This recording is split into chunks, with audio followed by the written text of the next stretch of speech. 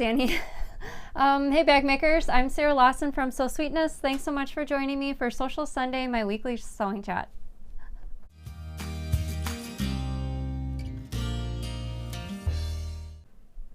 Sorry about that, everyone. Danny was going over some last minutes, which pictures go with which questions, and we got a little sidetracked there. So welcome to Sewcial Sunday.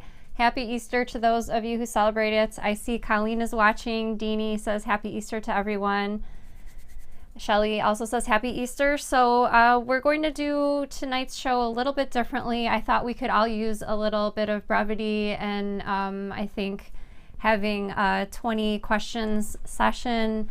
I'll be answering the questions, and feel free, of course, to answer the questions in the comments wherever you're watching the show, either on Facebook or YouTube. And also, if you're watching the recording of the show, also you can, of course, feel free to answer the questions in the comments as well. Some of the questions I think will elicit some hilarious answers, so I'm looking forward to that. And I have some photos for some of my answers, not all, but I got as many photos together as I could. And of course, we're going to have the giveaway at the end of the show, so stay tuned for that. Okay, so because I have 20 questions, let's go ahead and jump in with the first one. Again, feel free to type your answer in the comments. My first question is, what is a sewing tool that you are constantly misplacing? So my answer is my precision turning tool. I use this for when I turn fabrics right side out, such as a pocket or a flap. I use this tool to gently poke out the corners because it's got a little metal ball on the end. So a couple years ago, I bought my first precision turning tool, and if you've been watching the show back then, my first tool was lost by Danny because he was using the tool for a non-sewing related task. Shame on you, Danny. He was using my precision turning tool when our contractor was over at the house. They were doing something in regards to, we had some walls torn down and the floors done, and Danny was using this for something, pointing something out or fiddling with something in the house, and the tool came up missing. So I purchased a second tool, and for some reason I misplaced this tool often. So especially in the middle of a video, when I'm needing the tool and I go to reach for it to the side where I keep my pens and my Clover Choco and things that I commonly use when I'm filming a video, and half the time I can't find it. So it's either we have to take another shoot for the step that we're showing in the video, or it takes me a few seconds longer and I'm awkwardly talking a little bit more trying to find the tool. So this is the tool that I end up losing. And recently I was again filming a video. I needed my rivets for my rivet press, and I was looking all over. I turned the sewing room all over the place trying to find it, looked on all my shelves, looked in my cabinets, and literally I was standing like 2 feet away from the bag of rivets on my desk, and I didn't even see them. So it was kind of one of those situations where you're looking for your glasses and your glasses are right on your head. That's what happened to me. So looking forward to seeing your funny answers. I see some people are looking for seam rippers, stilettos. Danny said scissors is a common answer. So we're going to be mixing in some sewing related questions and non-sewing related questions. So the second question is a non-sewing related question. Bronwyn helped me come up with some of the questions. What's the most useless piece of information that you're proud to know? So my answer is, as a kid, I learned to play the accordion. Danny's going to put a picture up on the screen, not my accordion, but just a general picture of an accordion. I played the piano as a kid, so I think that's kind of what segged into the whole learning to play the accordion. My grandparents had actually 2 accordions, and because it has the keys, it's not terribly far off from the piano. It was kind of fun. I just remember learning basic songs, probably like Mary Had a Little Lamb or Twinkle Twinkle Little Star. Probably it was something like that. I haven't played since, but it is a skill, a piece of useless information that I do know, or I do know how to do. All right, are we just moving on to the next question, Danny? You want me to just put what people are putting up? You could, yeah, you could have put a few answers up. Anne says state capitals. That's a good one to know. My kids definitely know that. Nikki says the Pledge of Allegiance in German. That's an interesting one. And Morgan says, I know how to play the alto saxophone. That's the best one. Sharon says algebra. That's a good one. Thank you. Next question is if you could be any character from the TV or movies, who would you be? So my answer is Kate Winslet's character from the movie The Dressmaker. It was based off a book, but I read both the book and watched the movie, and I much prefer the movie. In the movie, if you haven't seen it, I think I streamed it on Amazon. I'm not sure if it's still available on Amazon, but in the movie, Kate Winslet's character is obviously a dressmaker, since that's what the movie is called. She moves back to her hometown in Australia with her Singer sewing machine, and she's a fashion designer, a sewing professional. She can sew all these beautiful, as I would say now, vintage garments, but at the time, probably just regular, everyday, current fashion. But she sews like a pro and doesn't care what people think. And if you've seen the movie, you'll know that's true. And she uses her sewing to spite certain people in the movie. Cinderella is a great answer for her beautiful dress. Captain Marvel, that's a good one. We watched that movie with the kids yesterday, the original, or the first one in the series. Mary Poppins, that's another good one. Hermione from Harry Potter. All right, so the next question, what are your thoughts about pineapple on pizza? And then what about mashed potatoes? So we actually have a pizza shop here in Chicago called Plece, and they do have a pizza with mashed potatoes. Here's the picture of the pizza. Danny and I have had it before. I don't remember our kids. Danny, do you remember William and Violet eating this pizza? No. We took our friend who was visiting from out of town, and it sounds really weird. It was actually really good. I've had pineapple on pizza a few times. I don't mind it terribly, but I'm just a plain girl, and I just like cheese on my pizza. Any kind of pizza, but just cheese, which drives Danny nuts because he likes various toppings, anything really, just various toppings to make it taste better. Susan likes pineapple on her pizza. Hope says pineapple okay, mashed potatoes no. Yeah, I told you it sounds super, super weird. Yeah, another one, mashed potatoes on pizza, yuck. And Rebecca says pineapple does belong on pizza. That is true. If you could add one thing or task to your sewing machine that it doesn't already have, what would it be? So something your sewing machine doesn't already do, maybe some other machines have this feature and you'd like to have it on your machine. Let me know what your answer is. This currently doesn't exist as a thing, but I wrote down for my answer an automated seam ripper. Like, I wish someone would come up with something that could just, rather than having to rip out the stitches, usually each and every one or every other stitch, it would be brilliant if there was some sort of automated seam ripper that you could just place your sewn item on and let it know like how far it needs to rip the stitches out, and it would somehow automatically take the stitches out for you. I would love that. Melissa says a bobbin warning. I think my machine doesn't have this, but I think some machines do. Tamara says, reminding me when the bobbin is running low. That would be great because there's been so many times, especially on camera, I would say maybe once every couple of projects that we're filming where I'll be running out of thread and still sewing on camera. And most of the time, I tell Danny, you know, we're just going to leave that take because I'm not sure if they would be able to see if I had the stitches in there or not. So sometimes I do sew in my videos and there's no thread, not all the time, not usually, but once in a while. Sue says a laser light for 1/4 of an inch. Oh, that would be really great. I would love to have that on my machine too. That's a good answer. Next question is, say the numbers. Number 6 question is, what's your most embarrassing moment? Mine is, I was out of town, actually I think it was in Ohio, and the family came with me this time. I was giving a lecture and an all-day workshop, and 5 minutes before we had to leave the hotel to go to the quilt shop where the class was being conducted, I ironed a hole in my dress, like literally an iron-shaped hole. And so to the lecture I had to wear, because this is all that I had left that was clean, ripped jeans and a t-shirt to the lecture. So the picture on the screen is how I would normally dress when teaching, giving a lecture. You can tell that's a photo from a few years back because I don't have my tattoo in that photo. In years past, I was quite fond of making a quilt and cutting it up for clothing, and that skirt that I was wearing in the photo was, I partially made a quilt and I cut it up and made it into a circle skirt. Anne says falling out of a school bus. Oh my gosh, that sounds really dangerous and scary. Brenda says falling on my butt roller skating. I've done that a few times. Ice skating as well. Rhonda says hanging myself upside down by my ankle.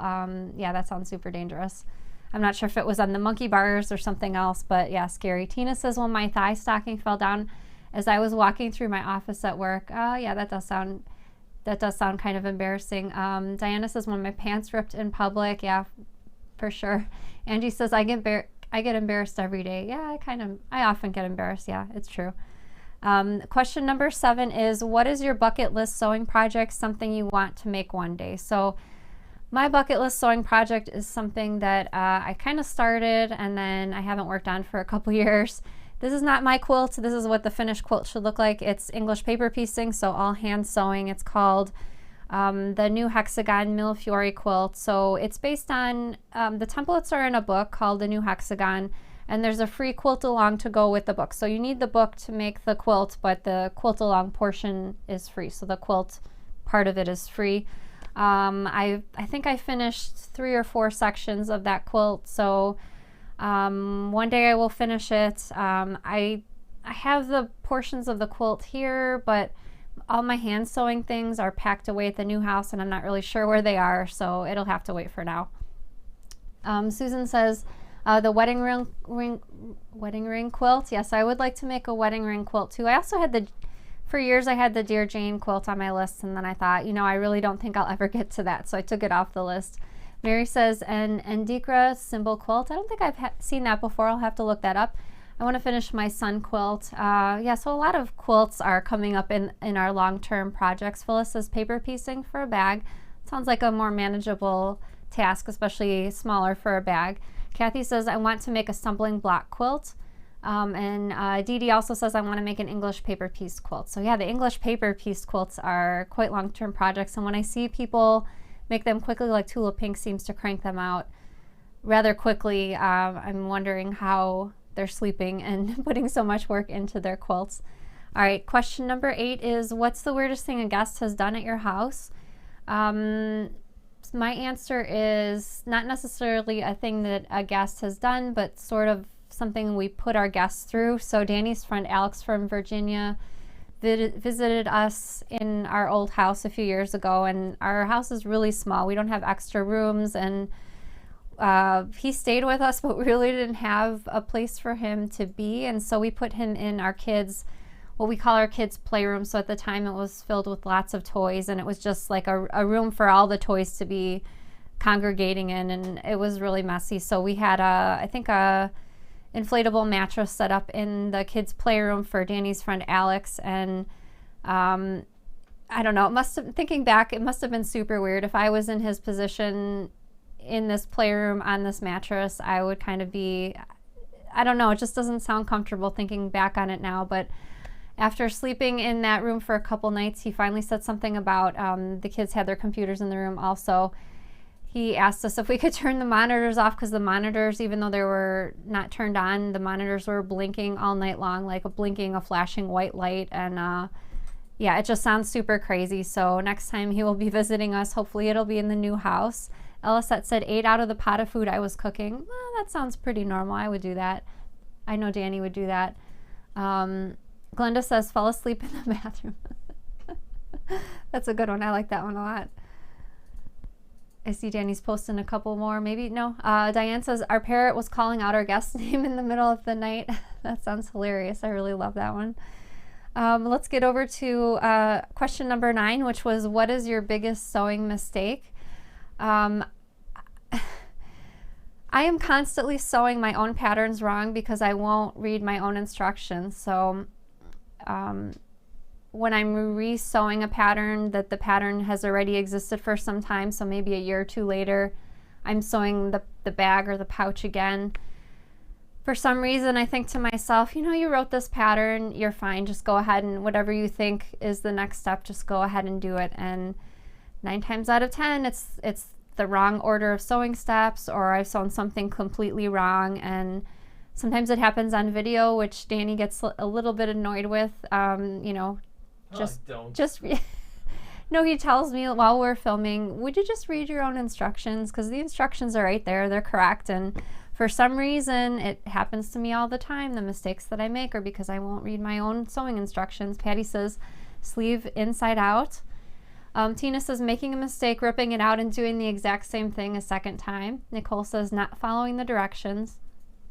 Diana says, too many to pick one. Denise says, sewing something on the wrong side. I remember I was working on a dress one time. I remember I posted a picture on the blog. It had a facing along the neckline area, and the facing was supposed to go in the lining, so it wasn't supposed to show in the finished dress. And I ended up, I'm not sure where I went wrong, but I ended up with the facing, which was, you know, just the lining fabric, like almost like a collar on the front of the dress, and clearly that was wrong. It was not supposed to have like alternating fabrics. Retha says, I always do sew wrong the first time or cut wrong. No matter how hard I try, I think I have it figured out. Yep. Happens to the best of us. Ruth says, I sew things inside wrong or sew the item to itself. Or maybe sew a zipper closed so you don't have a zipper pull. It's somehow in the inside of the bag. Sewing the fabric together on the wrong side. Yep, I've done that. I've done all those things basically. I guess you can't call yourself an experienced sewist unless you've done all those things. Sharon says, a vest with a one-way pattern. Left side was right side, nope. All right, let's get over to, one more. Dolores says, put in the zipper upside down, took it out, and did it the same way as I had it. Yep. Number 10, if you were arrested, what would your family assume that you had done? This one was a difficult one for me to come up with an answer for. The only thing I could think of was maybe a silent protest. I'm not sure. Oh, wrong picture, Danny. 10 says, oh, that's what it is. That's on here. Okay. Says 6. Yeah, we'll save that picture for a future question. I'll let you know when to put that one up. Okay. How's that? Yep. That's the next one. All right. No, 2 more. Number 12. Number 12. All right. I want to see some people getting arrested for some funny things. So why don't you post a couple of those on the screen? Danny's going to look for some funny things to post. I'm going to get a quick sip of water. You're still answering other questions. The delay. Okay. Karen says she would be arrested for driving too slowly on the freeway. Always better to be more careful. Rolanda says a fight. Anne says they would assume I sassed back to the cop. Connie says rob the fabric store. Those are all good ones. I like those a lot. Jaded says Danny should answer number 10. Yeah, well, Danny, what's your answer for number 10 since they're asking? Right there. Speeding. Yeah, Danny says his answer is the same. Speeding. That's what he would be arrested for. I have to agree. Especially now when we're driving. We don't go to the store, grocery store, or anything like that, but we do drive just to our new house to drop off. We're slowly moving, so a couple times a week we go over to the new house, bring things from here over there, and because there's hardly anyone on the road, he's driving so fast, and he's like, wow, I don't even feel like I'm going, you know, I don't even want to say what speed he's really going because it's illegal, but yeah, it's because there's no other cars, and really you can, I suppose, if you really wanted to, go as fast as you wanted to. Donna said the police said I ran a stop sign, but he was wrong. I was going the wrong way on a one-way street. I've done that before, once or twice myself. All right. Danny says this one's funny also. Kalina says killing husband for throwing out some scrap fabric. That's a good one too. I like that one. All right, question number 11. When do you know it's time to call it a night from sewing? So me personally, when it's late and you're getting near the end of the project, that's the best time to stop because you're so close. You want to just push forward no matter what's going on, and that's usually the time that you're going to make a mistake. So I actually have a couple patterns that are kind of like marathon sews, and I actually have written in the instructions, if you've been working on this sewing project all day, here's a good time to stop, and then the last section, start fresh in the morning. Like I actually have that written in the sewing instructions because thinking of this thing, you know, when it's late and you're getting near the end, that's the time when you're going to get frustrated and make all of your mistakes. Diane says, when I make the same mistakes over and over again, yes, of course, if your seam ripper starts coming out and it's late at night, that's when you know you have to stop. Jackie says, more ripping than sewing. Rebecca says, repeatedly doing the same mistakes. Yes, I concur with all of these answers. Question number, Donnie says, when the sun is coming up. Uh-oh, you've been sewing all night long. All right, so Danny, this picture you're saving, that's for this question right here. What is really popular now but will be considered embarrassing in 5 years? I had to think hard about this one. At first I wanted to talk about clothing, but then I thought, I don't know, clothing generally always comes back. So my answer is TV shows that only air new episodes once a week. So a lot of streaming services just dump all of the episodes in at once. So I think in 5 years, we're just not going to have things that only air once a week. It made me think of this show right here. Violet and I love watching this show. It's on, I think, ABC, and we also watch it on Hulu. They show a new episode every week, and Sundays when they have the new episodes. It's called Zoe's Extraordinary Playlist, and when I watched the first episode, I wasn't super sold. I was kind of on the fence about it. It's a TV show that combines drama with singing, so there's lots of singing in the episodes. But by the time I watched the second episode, I was hooked, and it's really, it kind of, the shows kind of tug on your heartstrings, and they're, I don't know, just really well done, and Violet and I enjoy watching it together. Rebecca says scrunchies. Oh yeah, it's been a while since I've worn a scrunchie, I admit. Barbara says leggings might be not in style in 5 years. Anne says bell-bottom pants and scrunch socks. Diana says makeup eyeliner. I like wearing eyeliner, but I'm not sure if it'll still look good on me in 5 years. We'll see. Getting on to question number 13, which is another sewing related question. What sewing item have you always wanted to purchase but never have? And my answer is the Kangaroo brand sewing desks and cabinets. Danny's going to put a picture on the screen of what my item that I've never purchased but kind of think about every once in a while. I'm fairly certain I will never purchase a Kangaroo cabinet, but here's an example of what one looks like. It's kind of a really nice organizer for your machines and notions, and they have all sorts of different variations. Some are just very similar to a traditional desk, and some, like this one, open up and have all the different compartments. I get kind of like mailings from them every once in a while, and I look at the mailings and they look really nice, but I think, I don't know, I'd like to have it. I probably never will. I'm gonna have another sip of water, and Danny's gonna post some more answers. A Big Bernina. Cindy says an embroidery machine. Carla says a long arm. Oh yeah, a long arm. You need a big room in your house for that one. An industrial machine. Deanie says a sewing she shed. That one's a little hard to say. Louise says craft room cabinets for organizing. Audrey says a zipper genie or jig. And Diana says a koala cabinet. Is that what I meant to say? Koala, and I said kangaroo. No, there's no, I think. Oh, okay. Maybe I meant to say koala cabinets instead of kangaroo. Nicole says a fancy desk for my sewing area. All right, question number 14. If you could rename your children, your parents, or your siblings based on their personality, what would they be? So mine are not exactly traditional names, but nevertheless, I would consider renaming Danny, William, and Violet. Danny's going to put a picture on the screen of us at, this was years ago, but this is when we went to Disney World. Danny and Violet are in the back row. This is the Seven Dwarfs Mine Train ride at Disney World. There's me in the white hoodie, and there's William. Violet is a daredevil. William gets nervous on any kind of thrill rides or roller coasters, and he usually doesn't go on roller coasters, but he did go on this one, and as you can tell by William's face, Your face doesn't look too hot either.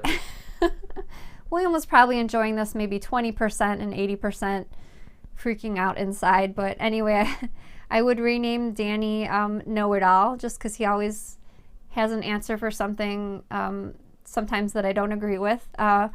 Violet does not like to share, so I couldn't think of a name for that, but I just wrote down does not like to share, and William is a loudmouth. He's always talking loud, especially when he's playing on his computer with his computer games.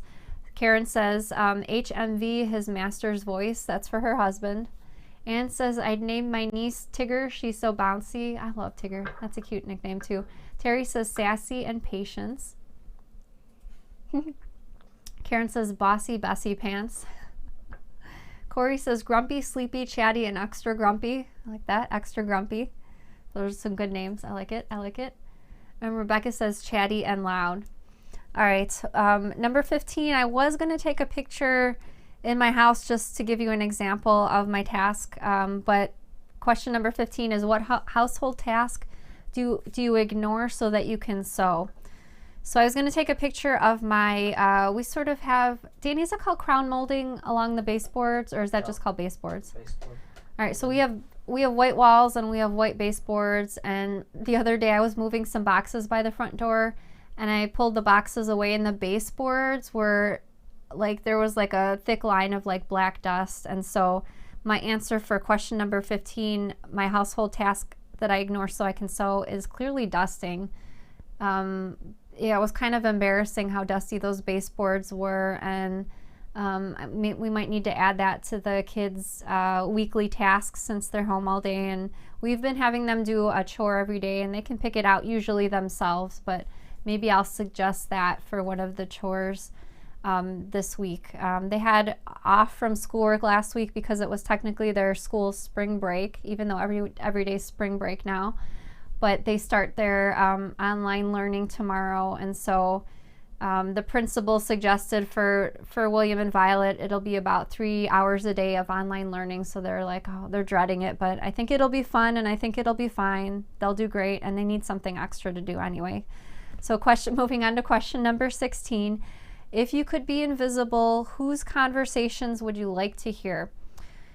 I would like to hear, I've come across this situation a couple times recently, and I would really like to know what they're saying.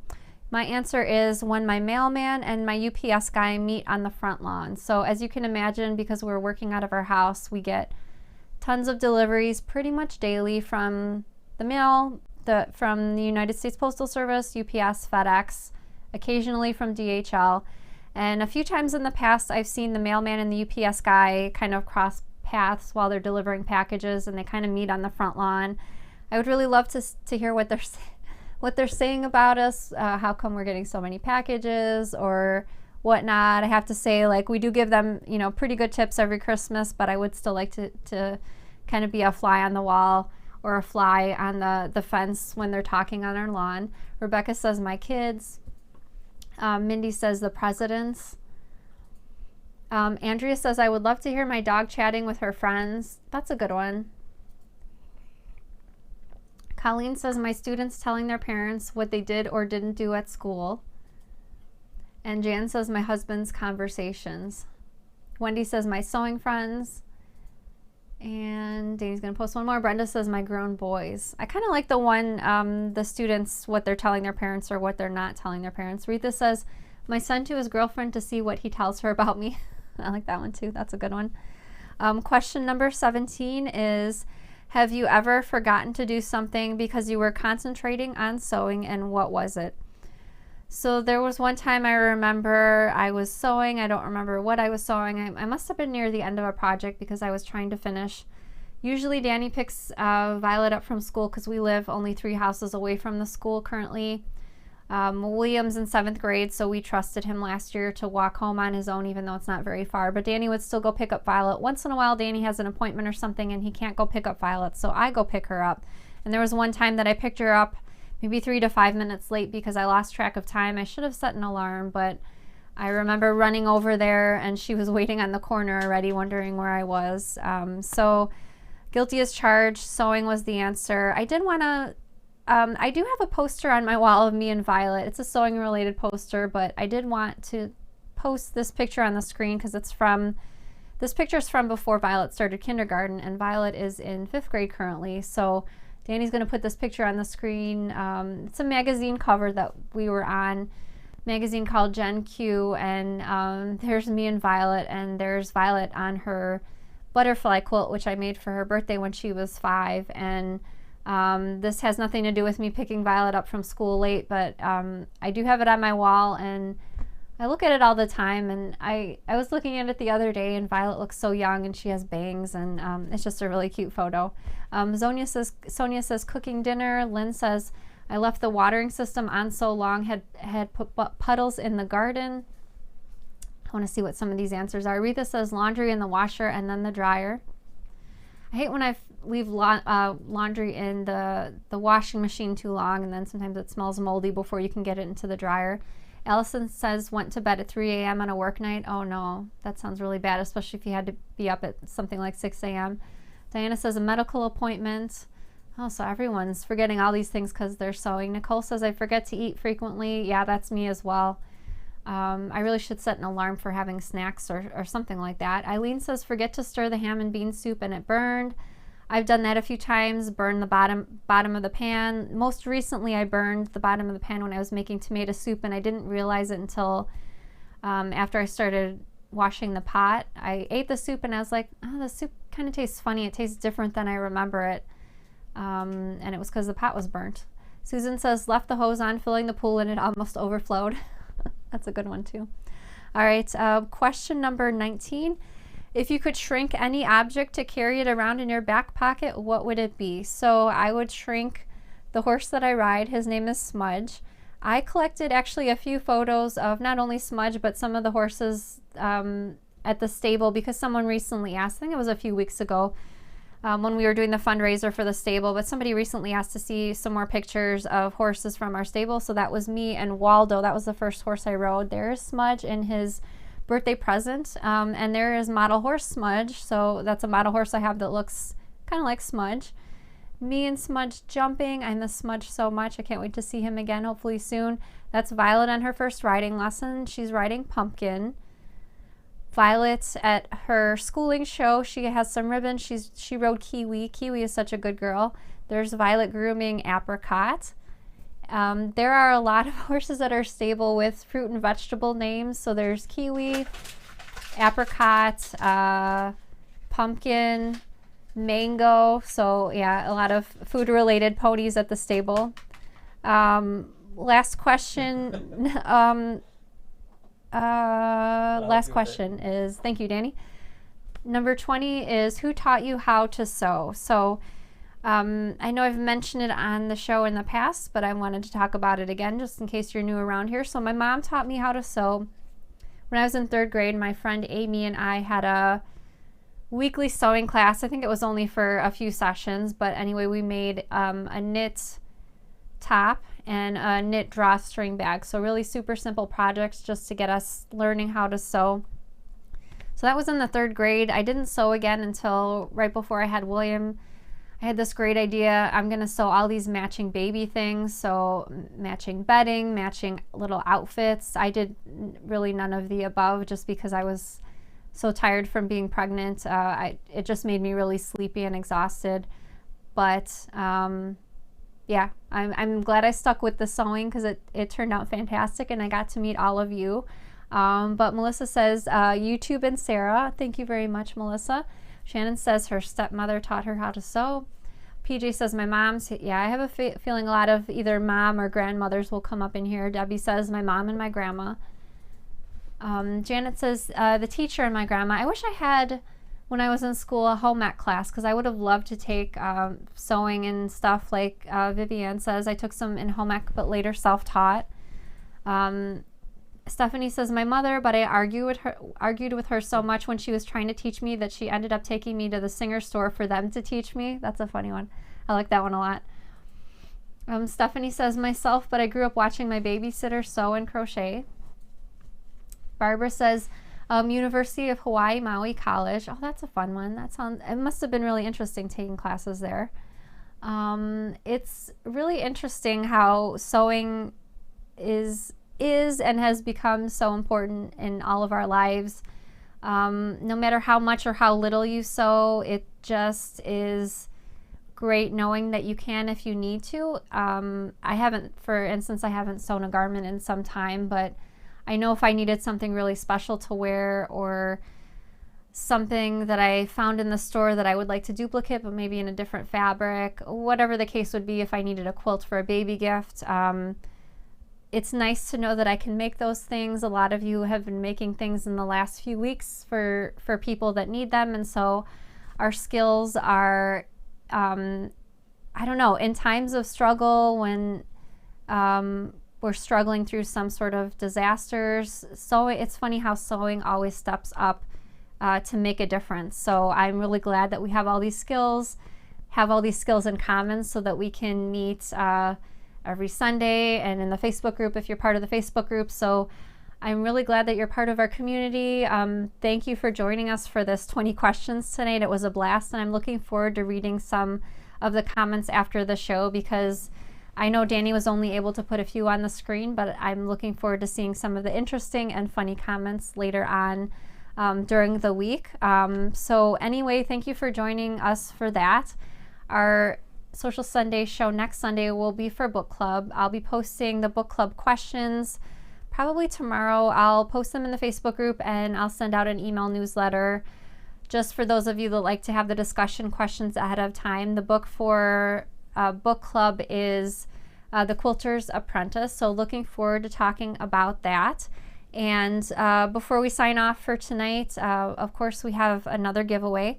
I wanted to announce the winner of last week's giveaway, who is Virginia Lyle, and I've contacted Virginia on social media. She was watching on YouTube, so congratulations to Virginia. And the giveaway prize for tonight is an almost 4-pound bundle of various cork and vinyl fabrics. It's already been bundled up, but as you can see, it's quite a thick roll. There's a lot of fabric in there, quite a bit heavy, so I can imagine tons of bags being able to be made from that cork and vinyl. And all you have to do to enter the giveaway is answer this question wherever you're watching the show, whether you're watching on Facebook and YouTube. And my question is, what is your favorite thing to look at out of your window? So the answer to this question from me is, we have a new cat in the neighborhood. I'm not sure whose cat it is, but it looks like a younger cat. And I like looking out the window because a lot of times he'll be out there. Danny and I and the kids went out to the new house the other day, and we came home in the evening, and the cat followed us up our sidewalk. He followed us up the stairs like he was going to be coming into the house, and then when we closed the door gently on his face, he sat there because we have windows in our door, and we could see him sitting out there, and he looked and he started mewing like, oh, let me come in for 1 second.